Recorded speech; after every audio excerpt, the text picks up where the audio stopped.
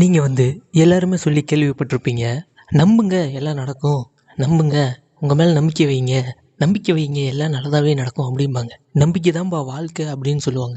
ஆனால் நம்பிக்கைனா என்னன்னு அவங்க சொல்ல மாட்டாங்க. நம்பிக்கை எப்படி உருவாகுதுன்னு சொல்ல மாட்டாங்க. நம்பிக்கையை எப்படி நம்ம உருவாக்குறது, நம்பிக்கையை எப்படி நம்ம நம்புறது, நம்பிக்கைனா என்ன முதல்ல அப்படிங்கிறத யாருமே சொல்ல மாட்டாங்க.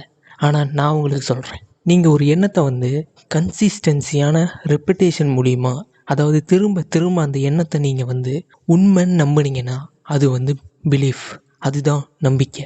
நீங்கள் எந்த ஒரு எண்ணத்தை திரும்ப திரும்ப அது உண்மை அப்படின்னு நீங்கள் நம்புகிறீங்களோ அதுதான் நம்பிக்கை.